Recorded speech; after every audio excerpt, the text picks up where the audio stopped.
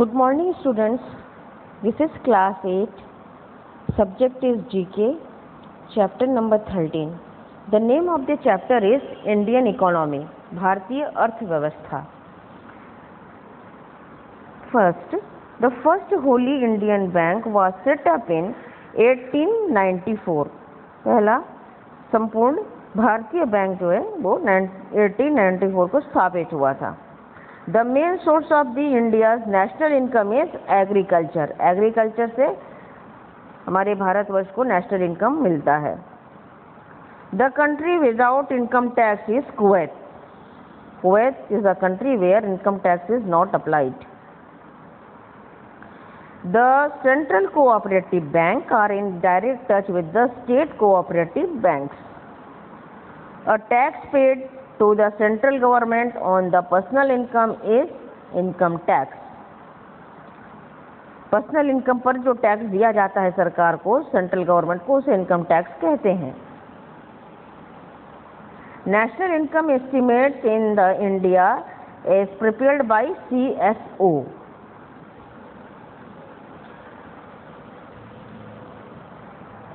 The bank which has the highest number of the branches in the world is State Bank of India. State Bank of India के पूरे संसार में बहुत ज़्यादा branches हैं. The former name of the Reserve Bank of India was Central Bank of India. Reserve Bank of India का पहले नाम Central Bank of India था. The currency notes are printed in Nashik. Currency note, जो note हम लोग जो रुपए होते हैं वो नासिक में छपते हैं. Regional rural banks are established in 1975. क्षेत्रीय जो रूरल बैंक है, गांव के बैंक को 1975 को इस्टेब्लिश हुए यानी कि स्थापित हुए थे. Foreign currency which has a tendency of quick migration is called hot currency. Foreign currency जो होती है, बाहर से हम लोग जब एक्सपोर्ट इंपोर्ट करते हैं, जो फॉरेन करेंसी, बाहर की करेंसी मिलती है हम लोगों को जल्दी माइग्रेशन के लिए, उसे हॉट करेंसी कहा जाता है. Excise duty is the most important source of the income for the government of India. Excise duty, जो कोई सामान लाते हैं, सामान के ऊपर जो टैक्स लगता है उसको एक्साइज ड्यूटी कहते हैं. जो कहीं भी बाहर से भी आए, दूसरे कंट्री से मिलता है, तो वो जो है बहुत इम्पॉर्टेंट सोर्स ऑफ इनकम है गवर्नमेंट का. सरकार को इससे इनकम प्राप्त होती है एक्साइज ड्यूटी से. Next, Reserve Bank of India was nationalised in year 1949. 1949 को Reserve Bank of India nationalise हो गया था, यानी राष्ट्रीयकरण हुआ गया था. Next, the chairman of the 13th finance commission is Vijay K Kelkar. Next chapter number 14, famous environmentalist. Environmentalist मतलब पर्यावरणवेत्ता, जो पर्यावरण के ऊपर काम करते हैं, रिसर्च करते हैं, उसके बारे में स्टडी करके बताते हैं, उन्हें इन्वायरमेंटलिस्ट कहते हैं. First, Muralidhar Devidas Amte was so great person that he dedicated his entire life to the care and rehabilitation of the leprosy patient. Muralidhar Devidas Amte ji एक बहुत ही ग्रेट, बहुत ही बड़े महान व्यक्ति थे, जिन्होंने डेडिकेट मतलब समर्पित किया. उन्होंने अपना एंटायर संपूर्ण जीवन समर्पित किया केयर के लिए. रिहैबिलिटेशन मैंने पुनर्स्थापन ऑफ लेप्रोसी, जिनको कोढ़ हो जाता है, बहुत लोगों को आपने देखा होगा, जो कोढ़ हो जाता है उसको लेप्रोसी कहते हैं. वो स्किन का डिजीज है, बीमारी है. इन्हें कोढ़ के पेशेंट्स को रिहैबिलिटेशन यानी कि पुनर्स्थापन करने के लिए इन्होंने अपने जीवन को समर्पित कर दिया था. Often he allowed his body to be use for carrying out experiment to grow the leprosy germs. और हमेशा ही वो अपने बॉडी को एक्सपेरिमेंट के लिए दे देते थे, अपने आप को, अपने शरीर को वो एक्सपेरिमेंट के लिए दे देते थे कि लेप्रोसी का जो जर्म्स है कैसे वो उसमें ग्रो करता है. इसके एक्सपेरिमेंट के लिए वो अपने को रिसर्च सेंटर में दे देते थे. He was lovingly called Baba Amte, उन्हें बाबा आमटे प्यार से कहा जाता है। His social project at the Anandwan adjacent to Nagpur in India state of the Maharashtra is world renowned. उनका जो सोशल प्रोजेक्ट था, उनका एक सामाजिक एक काम होता था, वो आनंद वन में था। एडजेसेंट माने सटा हुआ। नागपुर जो महाराष्ट्र के एक सिटी है नागपुर, उसी से सटा हुआ आनंद वन है, वो वर्ल्ड रिनाउंड है, पूरे संसार में प्रसिद्ध है। रिनाउंड मतलब प्रसिद्ध, पूरे संसार में आनंद वन प्रसिद्ध है, जहाँ पे वो सोशल अपना सामाजिक कार्य करते हैं। In the year 1985 started a Bharat जोड़ो और यूनाइटेड इंडियन मूवमेंट। उन्होंने 1985 ईस्वी में भारत जोड़ो आंदोलन शुरू किया था, या यूनाइटेड इंडियन भी उसे कहा जाता है। Movement beginning from the Kanyakumari to Kashmir, Kanyakumari से कश्मीर तक, और अगेन गुजरात टू अरुणाचल प्रदेश, गुजरात से लेकर अरुणाचल प्रदेश तक उन्होंने जोड़ने का कार्य किया था। इन 1988 में कन्याकुमारी से कश्मीर यानी उत्तर से दक्षिण तक, और गुजरात टू अरुणाचल मतलब गुजरात पश्चिम से लेकर पूरब तक भारत को जोड़ने का उन्होंने बीड़ा उठाया था और उन्होंने कार्य किया था। He was honored with the numerous national and international awards for his selfless service to the society. selfless का मतलब निस्वार्थ, और honored मतलब सम्मानित किया गया, उन्हें सम्मानित किए गए। न्यूमरस मतलब बहुत ज़्यादा, बहुत सारी संख्या में उनको राष्ट्रीय और अंतर्राष्ट्रीय पुरस्कार मिले, जो उन्होंने निस्वार्थ सेवा की, इस सोसाइटी की, इस समाज की सेवा के लिए उन्हें इतने अवार्ड मिले। नेक्स्ट 2 नंबर है मेधा पाटेकर, आपने नाम सुना होगा। Medha Patkar is the national Indian social activist who is known for her Narmada Bachao Andolan movement. मेधा पाटेकर का नाम आपने सभी सुना होगा, वो भी एक भारत की समाज सेविका थी और उन्होंने नर्मदा बचाओ आंदोलन में बहुत बढ़ चढ़कर हिस्सा लिया था।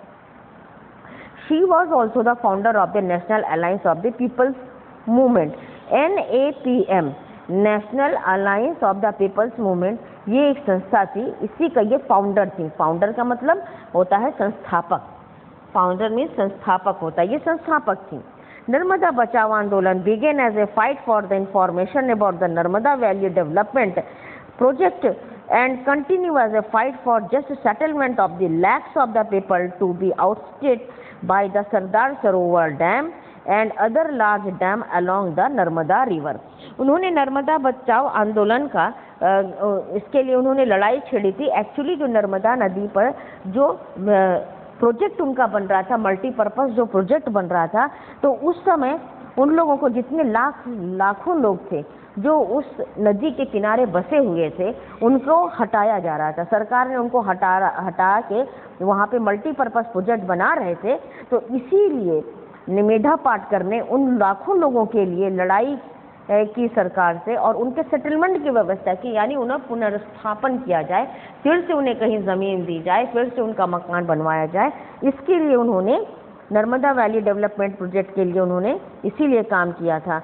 और ousted by the Sardar Sarovar dam भी जब बन रहा था और दूसरे बड़े डैम बन रहे थे नर्मदा नदी के किनारे, आउटस्टेट मतलब कि बाहर निकाल देना, लोगों को वहाँ से उस ज़मीन को खाली करवा देना, लोगों को हटवा देना। उसके लिए पुनर्स्थापन के लिए लोगों के नर्मदा नदी के किनारे का काम मेधा पाटेकर ने बहुत सारे काम किए, लोगों के लिए सोशल सर्विस किया, सामाजिक एक कार्यकर्ता के रूप में उन्होंने लोगों के हितों की रक्षा के लिए गवर्नमेंट यानी सरकार से लड़ाई की और अपना आंदोलन छेड़ा।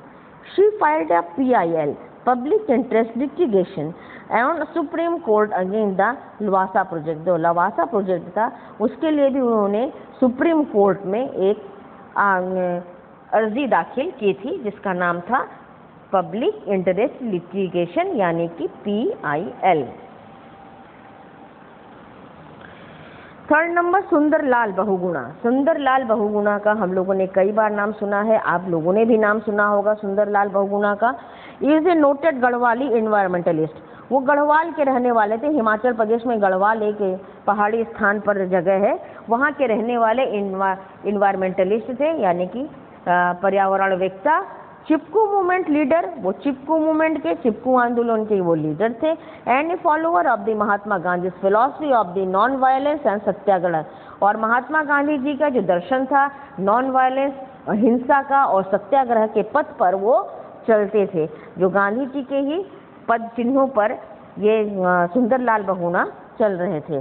He was spent his life working to educate the Indian villagers, protesting against the ecological destruction by the government and protecting the Himalayan mountains.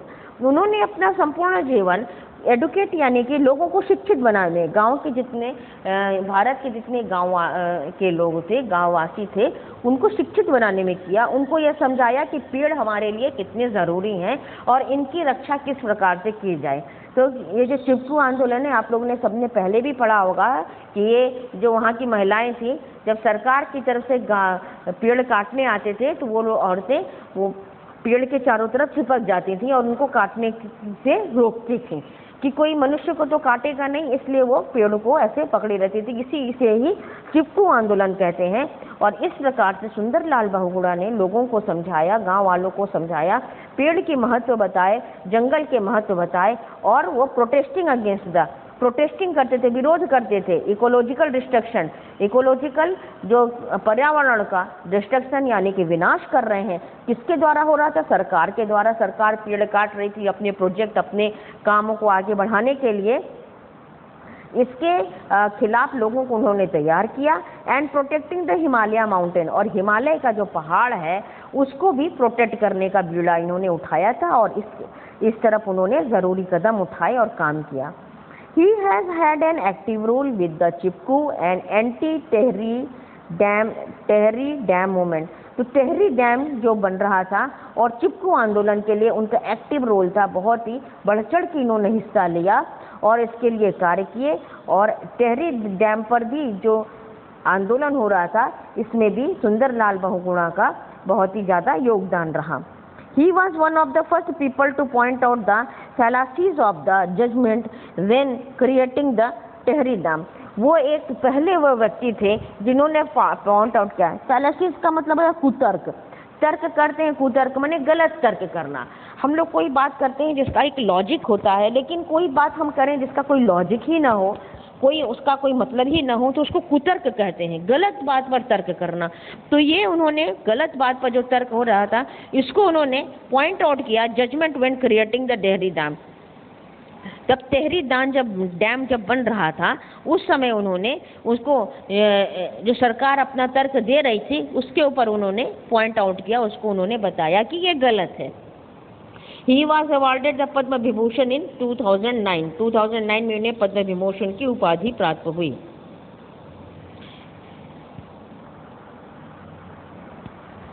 Next, Kishan Babu Rao Hazare is recognized for his contribution to the development of the Ralegan Siddhi, a village in the Ahmednagar district, Maharashtra।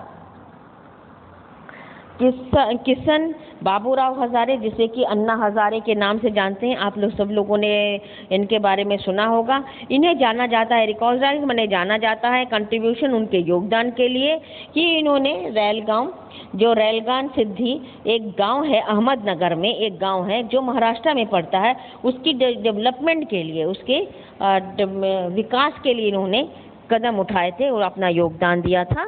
His selfless work inspired others to join the voluntary। Voluntary का मतलब स्वेच्छा से, अपनी मर्जी से, बिना पैसा लिए काम करने को वॉलेंट्री कहते हैं। उनका जो सेल्फलेस वर्क था, मतलब निस्वार्थ उनका जो वो काम था, इससे दूसरे लोग प्रेरित हुए और उन्होंने भी वॉलेंटरीली का मतलब स्वेच्छा से उस आंदोलन में अपना योगदान दिया। He is popularly known as Anna Hazare, उन्हें प्यार से अन्ना हजारे कहा जाता है। He initiated satyagraha movement for passing a stronger anti corruption Lokpal bill. उन्होंने इनिशिएटेड मतलब कि आरंभ किया, शुरू किया, एक सत्याग्रह शुरू किया, एक आंदोलन शुरू किया सरकार के खिलाफ, जिसमें उन्होंने कहा था कि एक बहुत बड़ा एंटी करप्शन का मतलब है, करप्शन का मतलब होता है भ्रष्टाचार, भ्रष्टाचार के विरुद्ध उन्होंने एक लोकपाल बिल प्रस्तुत करने के लिए उन्होंने कहा था और इसके लिए उन्होंने काफ़ी आंदोलन किया था, एक सत्याग्रह किया था, लोकपाल बिल पार्लियामेंट में पारित हो। और जो एंटी करप्शन के लिए था, जो भ्रष्टाचार के विरुद्ध। And ended his fast unto death. Fast unto death मतलब मरना, आमरण अनशन। फास्ट अनटू डेथ का मतलब होता आमरण अनशन उन्होंने किया था। After the government agreed to his demand, उसके बाद सरकार ने उनकी बात को मान लिया, उनको वाजिब लगा कि ये उनकी जो बातें हैं मानने लायक हैं, तो उसको सरकार ने मान लिया। Anna Hazare was awarded the Padma Shri in 1990। अपने कार्यों की वजह से 1990 को उन्हें पद्मश्री का अवार्ड मिला। Right the names of the following environmentalist in the space given below. नीचे जो जगह है वहाँ पे एनवायरमेंटलिस्ट का पर्यावरण वेत्ताओं के नाम लिखने हैं।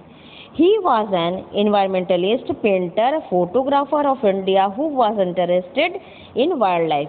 ये एक environmentalist पर्यावरणवेत्ता थे, पेंटर थे, फोटोग्राफर थे भारत के, और जिनको इंटरेस्टेड था वाइल्ड लाइफ में, वन्य जीवन में इनको बहुत रुचि थी। He was also added 32 documentary film. इन्होंने डॉक्यूमेंट्री फिल्में बनाई थी, 32 डॉक्यूमेंट्री फिल्में बनाई थी। He donated his land for setting up the local school and the health camp. उन्होंने हेल्थ कैंप के लिए और एक छोटे से स्कूल बनाने के लिए अपने लैंड को डोनेट यानी कि दान में दे दिया था, अपनी ज़मीन दिया था। He founded a organisation Kaziranga wildlife society. उन्होंने एक फाउंडेड मतलब संस्थापना की थी, एक संस्था की जिसका नाम था Kaziranga wildlife society, to protect the interest of the park. Park यानी कि जो नेशनल पार्क कहा जाता है, जहाँ पे सारे जानवर प्रोटेक्टेड रहते हैं, सारे जानवर सुरक्षित रहते हैं, इसी के लिए उन्होंने काजीरंगा वाइल्ड लाइफ सोसाइटी की स्थापना की थी। He was awarded the Padma Shri in 1971 को इन्हें पद्मश्री का अवार्ड मिला था। उनका नाम है रॉबिन बैनर्जी। रॉबिन बैनर्जी इनका नाम है। Number 2, he is the former professor of the hydraulic engineering and former head of the civil engineering department at the Banaras Hindu university. वे एक पहले फॉर्मर माने पहले वो प्रोफेसर रह चुके थे। कहाँ पे थे? हाइड्रोलिक इंजीनियरिंग में, और फॉर्मर हेड थे सिविल इंजीनियरिंग डिपार्टमेंट के बीएचयू में।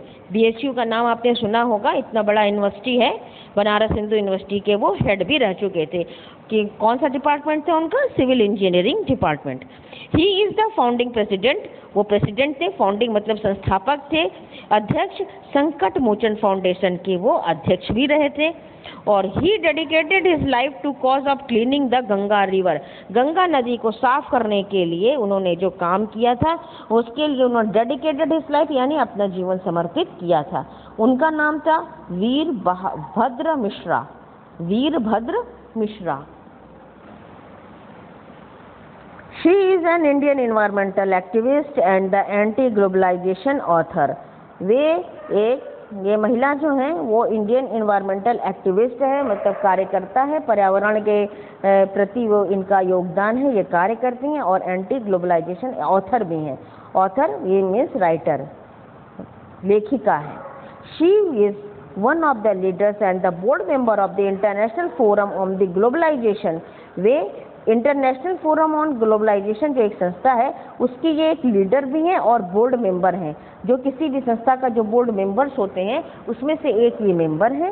And figure of the global solidarity movement, और ग्लोबल सॉलिडारिटी मूवमेंट के एक कार्यकर्ता हैं। फिगर मीन्स व्यक्ति। Known as alter globalisation movement, उनका जो ये मूवमेंट था, इनका ये जो आंदोलन था, उस आंदोलन का नाम था alter globalisation movement. She was trained as a physicist, ये एक फिजिसिस्ट के रूप में भी इनको ट्रेंड किया गया था। And received her PhD in philosophy, और फिलॉसफी में दर्शन शास्त्र में इन्होंने पीएचडी किया था। इनका नाम है डॉक्टर वंदना शिवा।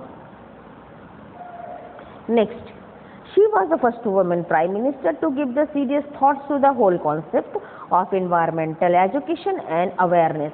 वे भारत की पहली प्रथम प्रधानमंत्री थी। सब लोग जानते हैंगे इंदिरा गांधी थी, क्योंकि यही भारत की प्रथम महिला प्रधानमंत्री रही हैं। उन्होंने सीरियस थॉट, बहुत अपना विचार दिया उस कॉन्सेप्ट को, होल कॉन्सेप्ट ऑफ, पूरा उनका जो विचार था एनवायरमेंटल एजुकेशन के, पर्यावरण के शिक्षा देना और अवेयरनेस, जागरूकता लोगों के अंदर, लोग पर्यावरण के प्रति उनको जागरूक भी करें और उनको पर्यावरण की शिक्षा भी दें। यही काम किसने किया था?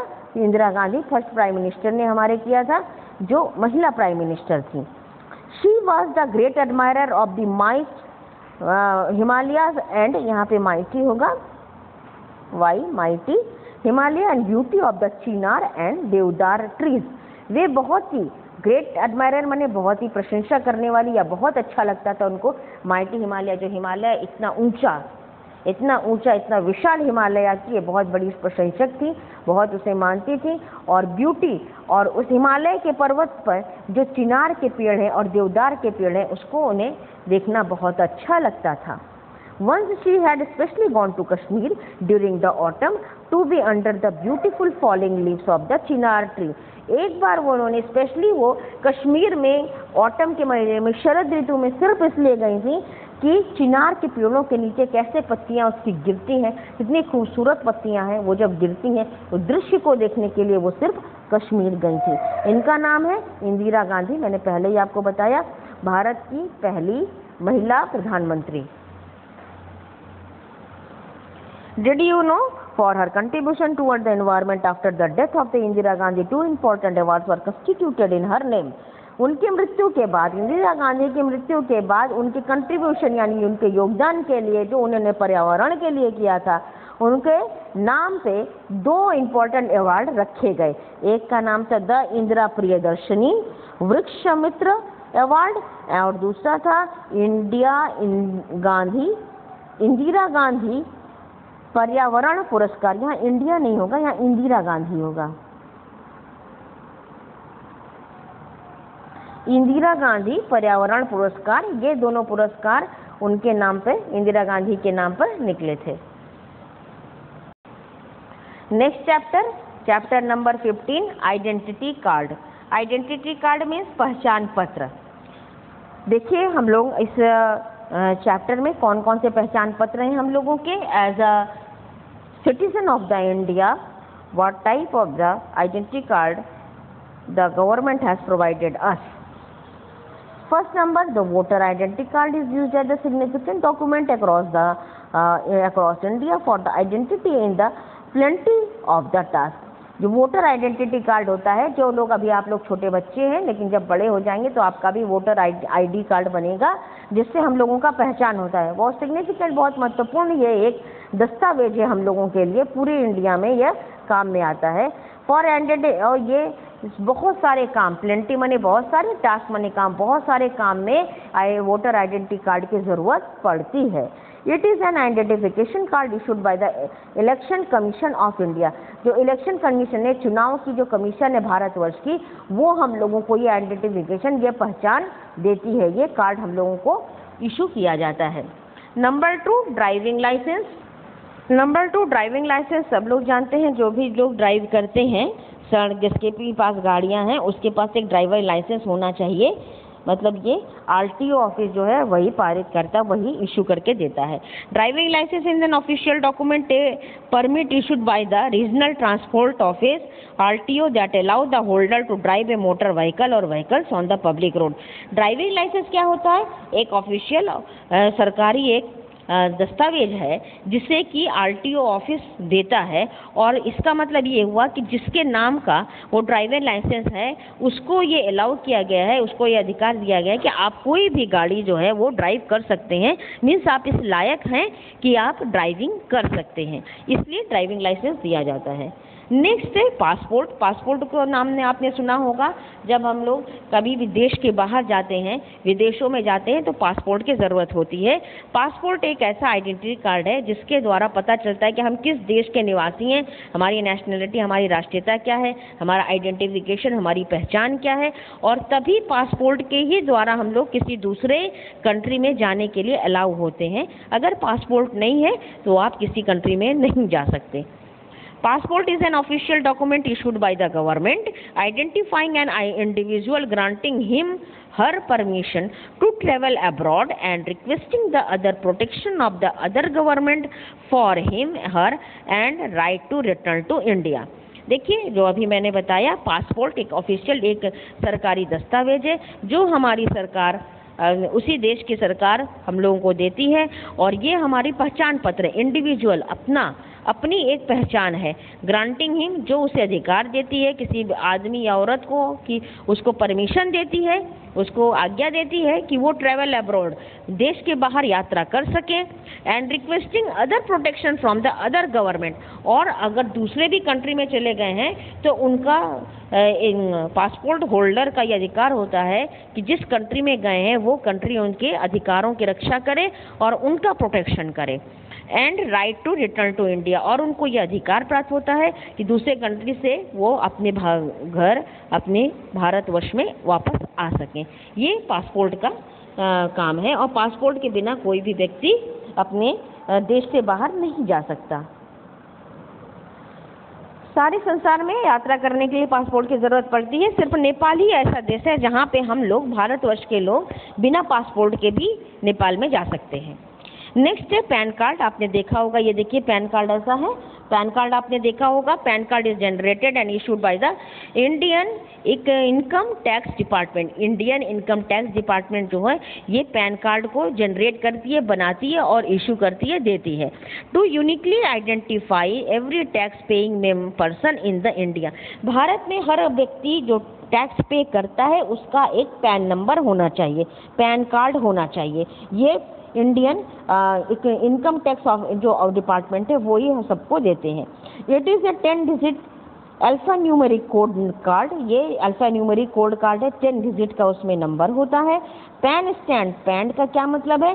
Permanent account number. Pan card आप देखिएगा हर जगह जहाँ भी आप जाएंगे, कोई ऑफिशियली काम करने जाएंगे, कोई जेन्युइन किसी ऑफिस में जाएंगे, या कभी हम लोग जाते हैं बैंक में अपना खाता खुलवाने जाते हैं, नया अकाउंट बनवाने जाते हैं, वहाँ पर पैन कार्ड की ज़रूरत पड़ती है। और भी बहुत जगह पे पैन कार्ड की ज़रूरत पड़ती है। ये हमारा आइडेंटिफिकेशन है, ये हमारा एक पहचान है। Right now next, Aadhaar card. Did you know Aadhaar is 12 digit unique identification number issued by the government to every individual residents of India. Aadhaar card में 12 डिजिट के नंबर होते हैं। ये देखिए यहाँ पर ये 12 डिजिट के नंबर हैं। ये आइडेंटिफिकेशन नंबर है, ये हमारे पहचान का ये नंबर है जो हर व्यक्ति को, जो भारत का निवासी है, उसको मिलता है। Unique identification authority of the India which functions under the planning commission of India. ये जो आइडेंटिफिकेशन अथॉरिटी, ये जो आधार कार्ड का ये जो दिया जाता है, इसके ये काम करता है, किसके अंडर काम करता है? प्लानिंग कमीशन, भारत की प्लानिंग कमीशन के अंडर में ये काम करता है। Is responsible for managing the Aadhaar number and Aadhaar identification card. और इनकी ये जिम्मेदारी है कि आधार नंबर को ये मैनेज करें और आधार के आइडेंटिफिकेशन कार्ड को ये बनवाएं, लोगों में वितरित करें। Next chapter, chapter number 16, it is element and metals. Element तत्व, मेटल मतलब धातु। Tick the correct answer. Which of this metal is liquid at room temperature. Room temperature पर कौन सा मेटल लिक्विड रहता है? Mercury. Rust is formed from the iron and to and which element, किसके द्वारा रस्ट लगता है यानी जंग लगती है? Oxygen. Which common mineral is used to make the cast, mould, blackboard, chalk and plaster of the Paris. किससे बनता है ये सब? जिप्सम से बनता है, gypsum. Which lightweight metal is use to manufacture the aircraft, car, ship. Aircraft मतलब aeroplanes, car और शिप किससे बनती हैं? जो लाइट वेट होता है उसका नाम है aluminium. Which of the following colour is not taken by phosphorus. कौन से कलर को नहीं लेता है? Reddish, purple. Which element is the lightest of all element. सारे एलिमेंट से सबसे लाइटेस्ट यानी सबसे हल्का कौन सा है? Hydrogen.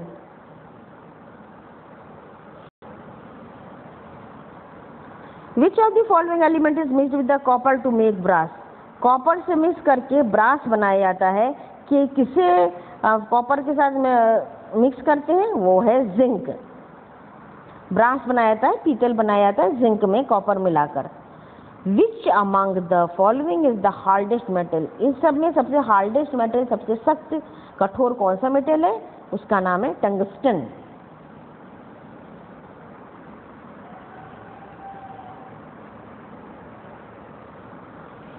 Now we move to chapter number 17, human body, मनुष्य का शरीर।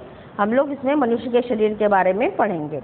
विच of the most sensitive part of human body, सबसे सेंसिटिव यानी नाजुक प्रतिक्रिया करने वाला कौन सा ह्यूमन बॉडी है? वो है अंग है, वो है eyeballs. From where does the blood get it colour, blood को कलर किससे मिलता है? प्लाज्मा से। Which blood group is called the universal acceptor, universal acceptor कौन सा ब्लड ग्रुप है? A B. How many bones does a human face have, human face में कितने बोन्स होते हैं? 14। Which is the smallest bone of human body, human body का सबसे छोटा बोन कौन सा है? Steps. Which is the largest organ in the human body, सबसे बड़ा ऑर्गन कौन सा ह्यूमन बॉडी का? दैट इज स्किन, यानी कि जो स्किन मतलब चमड़ा, ऊपर की जो हमारी चमड़ा होता है वो सबसे बड़ा ऑर्गन है। विच gland is human body is called the master gland, किसे कहते हैं? पिट्यूटरी ग्लैंड को, पिट्यूटरी ग्लैंड को मास्टर ग्लैंड कहते हैं। Which part of the human I is transplanted from the dead donor of a living man, इसमें ये मतलब है कि जो मनुष्य मर जाता है उस मनुष्य के आँखों का कौन सा हिस्सा डेड डोनर से, मतलब जो मर चुका है उससे लिविंग पर्सन को, जिंदा व्यक्ति को आँखों में जो आई ट्रांसप्लांट करते हैं तो आँखों का कौन सा हिस्सा देते हैं मृत व्यक्ति का? That is cornea. How many litre of the blood does a human adult body contain, human adult body में कितने लीटर ब्लड होते हैं? 6 litres. What is haematocrit, haematocrit means a percent of the red blood cells in the blood sample, मतलब blood sample जो लिया जाता है उसमें कितना परसेंट रेड ब्लड के सेल्स हैं। Where is the strongest muscle present in the human body, human body में सबसे स्ट्रॉन्गेस्ट माने मजबूत कौन सा मसल्स, कौन सा मजबूत, सबसे मजबूत है? वो है टंग। How long does the red blood cell survive in the bloodstream? 120 days survive करता है रेड ब्लड सेल जो है, कितने दिन तक सर्वाइव करता है? मीन्स एक्टिव रहता है, जिंदा रहता है तो 120 दिनों तक। Which one of the following enzyme is found in the human saliva, human saliva जो मनुष्य का लार होता है उसमें कौन सा एंजाइम पाया जाता है? वो है पेटलालिन। Which is the most hardest part of the human body, human body का सबसे हार्डेस्ट पार्ट क्या है? Tooth enamel. टूथ एनामल मतलब जो दांत के ऊपर जो चमकती हुई एक चीज होती है उसको टूथ एनामल कहते हैं, वो सबसे हार्डेस्ट चीज है। What is the colour of the human blood, मनुष्य के ब्लड का कलर रेड है। Which is one of the following is the function of the blood, blood का फंक्शन कार्य क्या है? प्रोटेक्शन करना। Which muscle is responsible for change in the shape of the lens? Ciliary. What is the approximate mass of the human heart, की कितना वजन है? 280 to 330 gram. Thick wall of the muscle separating the right side and the left side of the human heart is known as, मनुष्य के जो heart है, दिल है, उसका लेफ्ट साइड और राइट साइड को अलग करने वाला, सेपरेटिंग माने अलग करने वाला जो मोटा वॉल है, मसल्स जो मांसपेशियां जो है उसको क्या कहते हैं? Septum. Which of the following is the part of the human brain, कौन सा ह्यूमन ब्रेन का पार्ट है? यह है मेडुला ऑब्लिंगेटा।